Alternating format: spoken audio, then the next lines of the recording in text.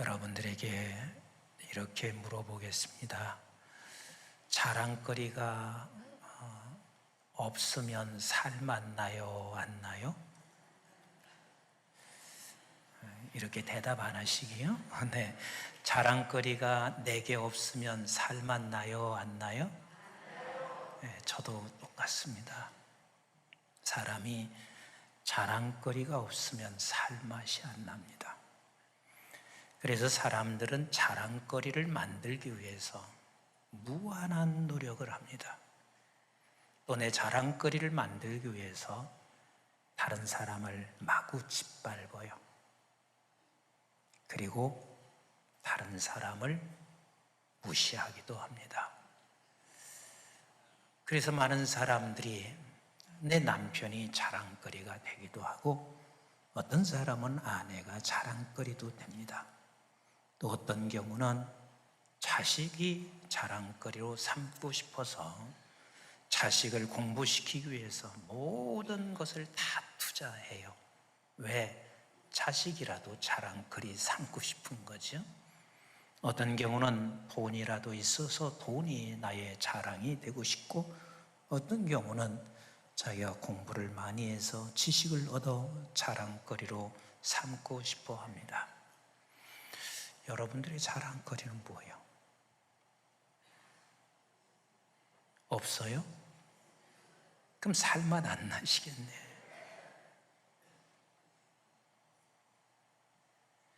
그래서 우리가 남들이 자랑을 하게 되면 그것도 또 못 봐요. 배도 아프기도 하고, 그래서 입을 삐죽삐죽해요. 왜 저런 소리 하나? 그럽니다.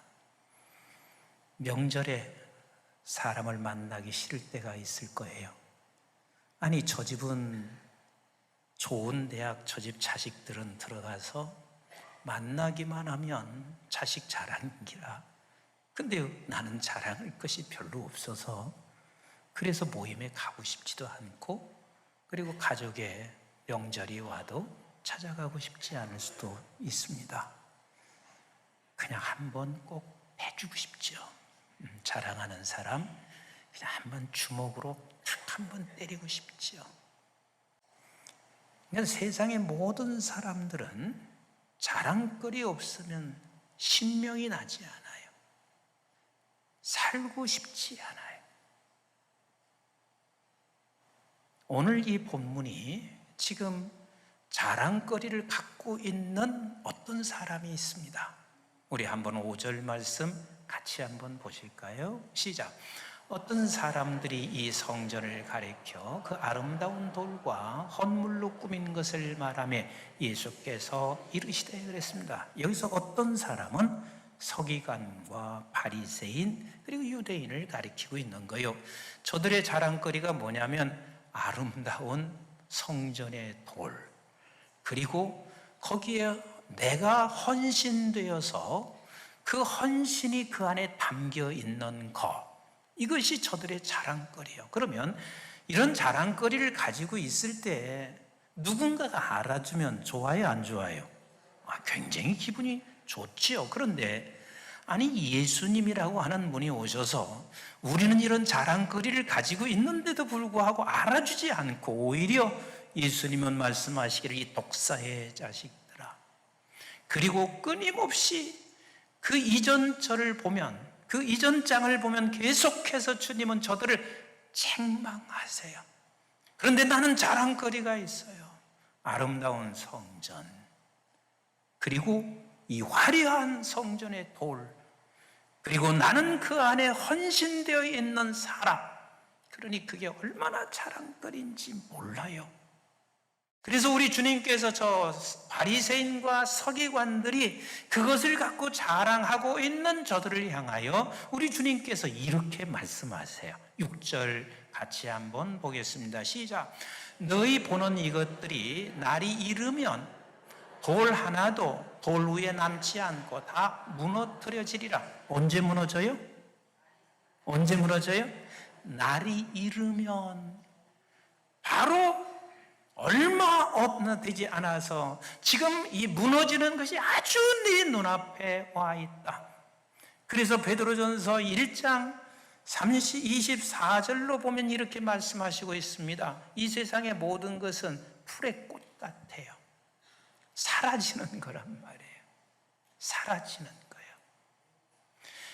25절에 영원히 세세토록 남는 건 주의 말씀이래요. 그런데 우리는 어디에 모든 인생을 다 거는 줄 아세요? 사라지는 것에 인생을 다 걸어요. 그 사라지는 것에 자랑것을 삼기 위해서 다른 사람을 죽여도 괜찮아요. 나만 딛고 일어나면 돼요. 우리 주님은 그렇게 너희들이 자랑거리로 삼고 있는 이 성전, 날이 새면 무너진다. 날이 새면 무너진다.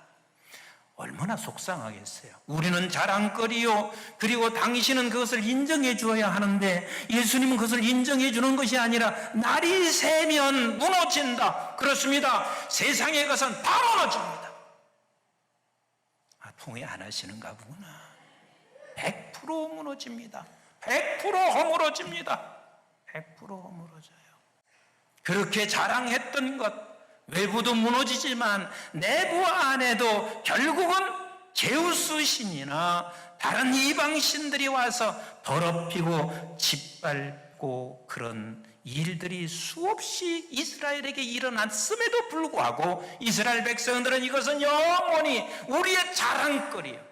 그런데 예수님께서 말씀하신 후에 AD 70년에 어떻게 됐어요? 진짜 돌 하나도 남기지 않고 다 무너졌습니다. 로마가 침공하면서 로마의 티투스 장군이 그 성전을 완전히 파괴했습니다. 그래서 남은 게 뭔 줄 아세요? 서쪽 벽 하나 남았어요. 근데 그 아직도 재건되지 아니해서 서쪽 벽에 이스라엘 백성들은 거기에 다 벽에 대고 그 막 울고 기도를 하고 있습니다. 빨리 예루살렘이 재건돼야 되는 거예요.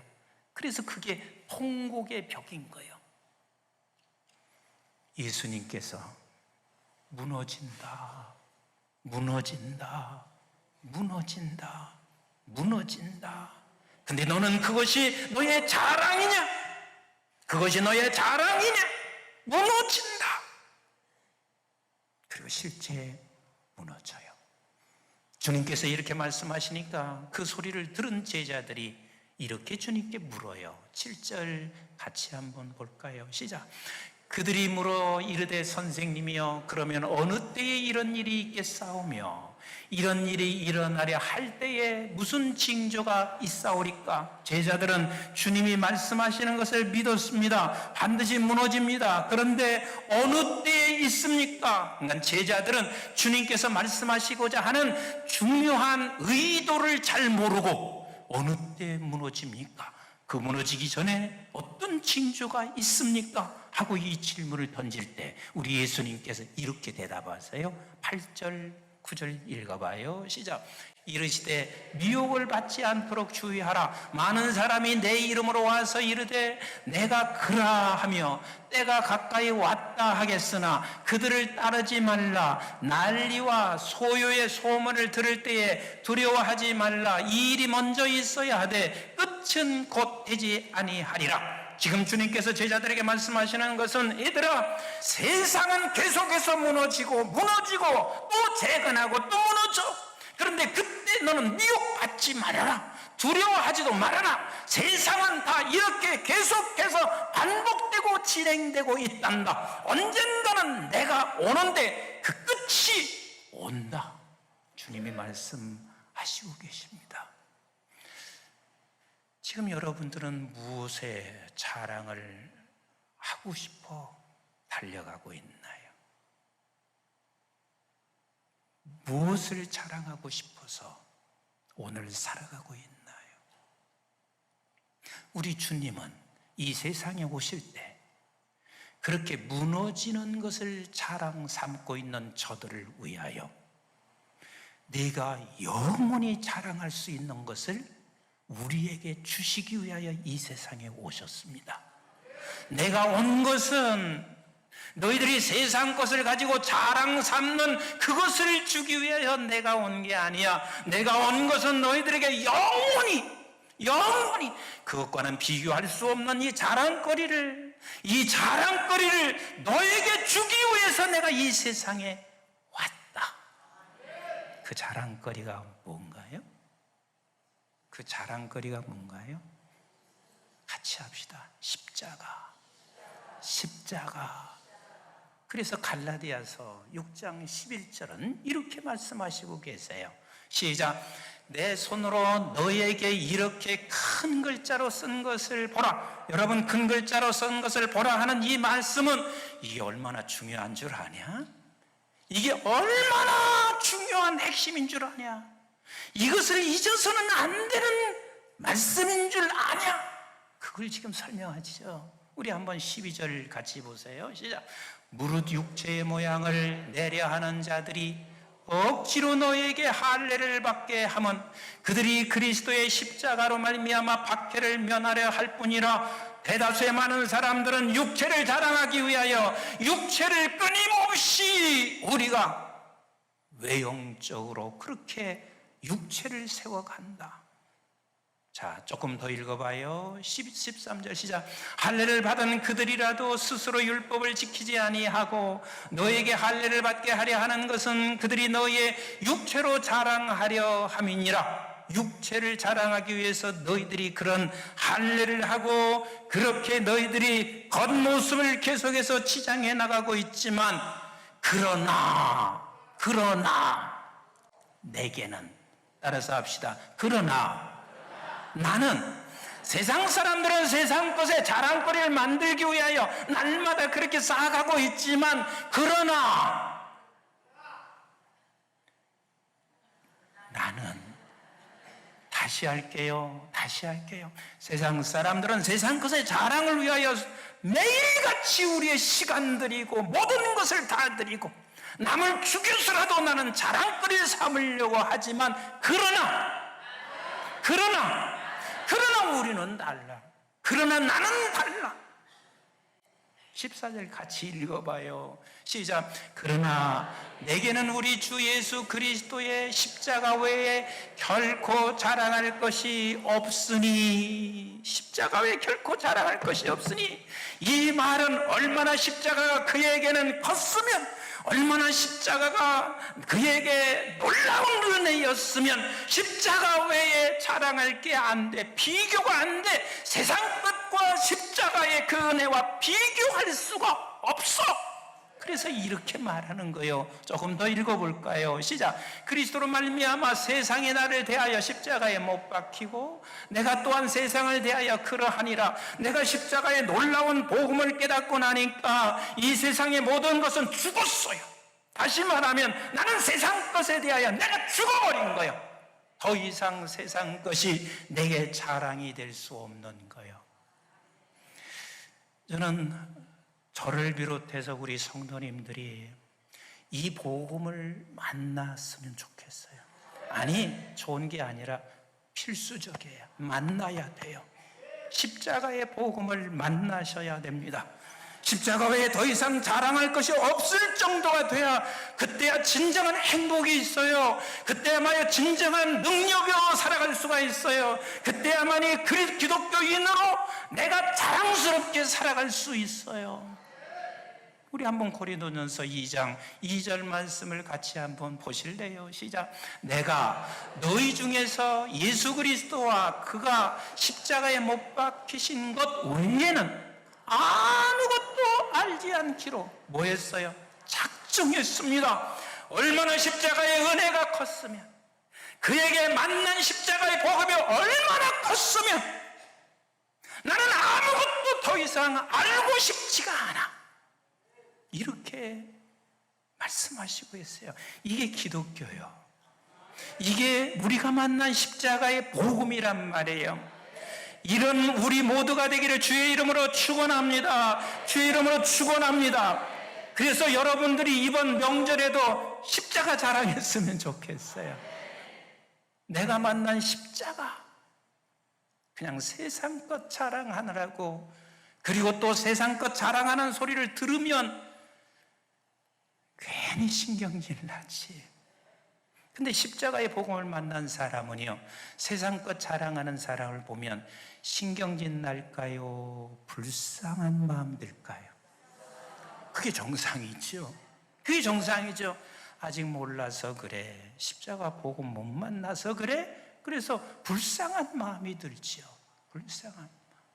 우리 한번 고린도전서 1장 23절 같이 볼까요? 시작.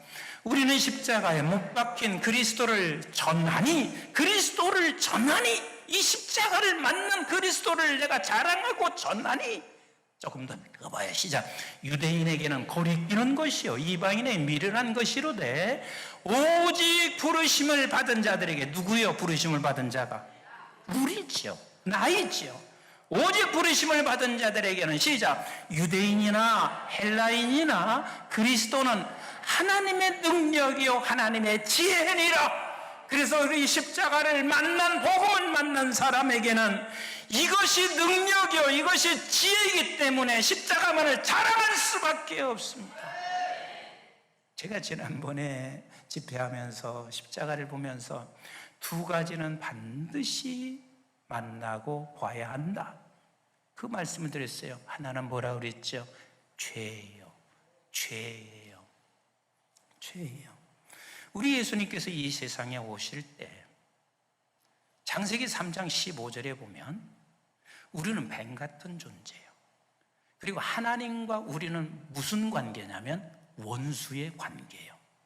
원수의 관계라. 그래서 그 하나님이 와서 이 사단의 머리를 쳐서 죽이려고 해. 그러면 뱀이 가만히 있을까요? 아니면 우리에게 반드시 물도록 달려드는 건 틀림없잖아요. 그래서 발뒤꿈치를 딱 물으려고 한단 말이에요. 이게 하나님과 우리 사이의 관계예요. 죄를 지은 저와 여러분들은 하나님을 절대로 원수로 여기지 않을 수가 없어요. 그게 죄인이라는 거예요. 그게 죄인이에요. 그런데 저와 여러분들은, 제가 잘 물을 테니까 대답하셔야 돼요. 하나님 원수요? 하나님이 우리 아버지시요? 그 이상하네요. 모든 인간들은 하나님이 원수인데 저와 여러분들은 하나님이 원수가 아니란 말이에요. 어떻게 그렇게 됐어요? 어떻게 그렇게 됐어요? 예수 그리스도께서 십자가에 죽으심으로 말미암아 우리와 함께 연합하여 죽으시고, 그리고 우리와 함께 부활하여 우리에게 누구의 생명을 주셨냐면 예수 생명을 주신 사람만이 하나님과 나 사이의 원수가 아니라 그분이 나의 아버지신 거요. 그렇게 된 거요. 아멘이신가요? 그래서 요한복음 1장 9절로 여러 차례 읽었잖아요. 같이 읽어봐요. 시작. 참 빛곧 세상에 와서 각 사람에게 비추는 빛이 있었나니. 그 빛이 누구요? 그렇죠, 예수님이세요. 빛이 있었나니. 자, 10절 같이 읽어보세요. 시작. 그가 세상에 계셨으며 세상은 그로 말미암아 지은 바 되었을 때 그가 누구요? 예수님이시죠. 그런데 세상이 그를 알았어요, 몰랐어요? 몰랐죠. 당연히 모르죠. 당연히 몰라요. 모르니까 그를 죽여야 돼요. 그를 죽여야 돼. 근데 보세요. 조금 더 보세요. 11절 시작. 자기 땅에 오매 자기 백성이 영접했어요, 안 했어요? 영접 안 했죠. 그리고 12절 시작. 영접하는 자 곧 그 이름을 믿는 자들에게는 하나님의 자녀가 되는 권세를 주셨으니. 아니, 몰랐던 사람이, 그리고 영접도 안 했던 사람들이 영접을 어떻게 했냔 말이에요. 나와는 상관없이 우리 주께서 우리를 위하여 죽으시고 우리를 위하여 사셔서 그 생명에 들어있는 자들이 영접하는 거예요. 그래서 13절에 이렇게 말씀하는 거죠. 시작. 이는 혈통으로나 육정으로나 사람의 뜻으로 나지 아니하고 오직 하나님께로부터 난 자들이니라. 아멘이신가요? 그래서 십자가를 보면 죄를 볼 수 있어야 되고, 십자가를 보면 하나님께서 나에게 이러한 생명을 주신 것에 대한 은혜, 사랑을 볼 수 있어야 돼요. 아멘이신가요? 그래서 이것을 보는 사람들은 십자가 외에 자랑할 게 없는 기라. 이것을 보는 사람은 이 세상에 두렵지 않습니다. 왜? 하나님이 나를 위하여 내가 죄인 되었을 때 하나님께서 나에게 사랑을 주셔서 영원한 생명을 주신 그 하나님이 있으니 뭐가 두려워요? 뭐가 두려워요? 따라서 합시다. 십자가는 복음이다. 복음이 뭐예요? 굿뉴스 아니에요? 좋은 소식 아니에요? 그래서 우리 십자가를 생각한다 하는 말은 십자가를 우리 주님께서 나에게 베풀어 주신 그 사랑을 생각하고 오늘을 이기고 살아가는 거예요. 1930년대는 전 세계가 불황으로 경제적 공황이었습니다. 미국에서 먹고 사는 문제가 대단히 심각했고 전 세계가 그랬습니다.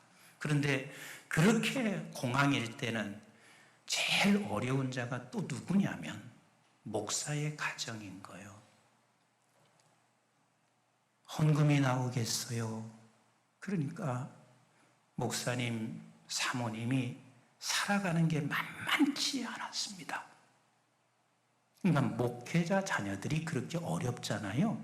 그러면 목회자 자녀들이 무슨 생각하냐면 돈 벌어야 돼. 돈 없으니까 너무 힘들어. 그래서 목사님의 자녀들이 힘들게 살면서 돈 벌어야 돼. 이게 꿈이 된 사람들이 참 많이 있습니다. 그래서 거기도 돈 벌어야 돼. 돈 벌어야 돼. 이것을 사모님이 본 거예요. 우리 아들이 돈 버는데 보던 인생을 거는 게 너무 가슴 아파. 그래서 아들에게 주는 시를 쓴 거예요. 아들에게 주는 시를 쓴 거예요. 그리고 피아노 위에 얹어 놓았습니다. 근데 이 아들, 쉐아라고 하는 이 아들은 자기가 음악성이 있어서 그 음악으로 방송국에 진출해서 돈을 많이 벌고 싶었던 거예요. 피아노에 딱 앉아 있는데 엄마가 써놓은 시가 올려져 있습니다. 그런데 그 시를 읽다가 성령께서 그의 마음을 움직이기 시작하는데 그 자리에서 피아노를 치면서 이 곡을 만든 게 우리가 그렇게 많이 부르는 찬송가 94장이에요. 대다수의 어머니들이, 대다수의 부모들이 내가 힘들면 자녀에게 무슨 생각을 하게 하냐면 돈 벌어야 돼. 돈 벌어서 자랑스럽게 살아야 돼. 그런데 십자가의 복음을 만난 사람은 어렵든지 아니면 세상에 좋든지 내 자식에게 가장 소중한 가치를 주고 싶은 게 뭐냐면 십자가예요. 십자가의 복음을 만나게 하고 싶은 거예요. 그래서 어머니가 그 시를 쓰게 됐고 그 찬송은 수없는 사람들이 불려질 뿐만 아니라 이분은 그 위에 돈 버는데 인생을 쏟는 게 아니에요. 돈 벌지 말라는 얘기 아니에요. 그것이 자랑거리로 삼으면서 돈 버는 것이 그게 불쌍한 거예요. 이는 빌리그리암 전도단에 들어가서 평생을, 그분이 내가 알기로는 죽은 것이 2005년인가 돌아가신 걸로 아는데 평생을 그렇게 찬송하며 살게 됐습니다. 사랑하는 성도 여러분, 금년에는 특별히 명절이 깁니다. 누구를 만나든 금방 가졌다 없어지는 거, 그거 자랑하지 맙시다. 그리고 어떤 누가 그걸 자랑하면 여러분들은 이렇게 좀 여유 있게 그들을 바라봤으면 좋겠어요. 아, 안 됐다. 뭐 그걸 안 들으려고 귀를 틀어막을 필요도 없어요. 불쌍하구나.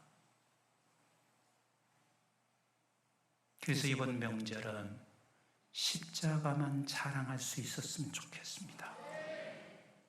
그러기 위해서는 날마다 하나님 십자가의 복음을 더 깊게 만나게 해주세요. 십자가 외에 자랑할 것이 없을 만큼 그 십자가의 복음을 내가 만나기를 날마다 소망 삼기를 주의 이름으로 축원합니다.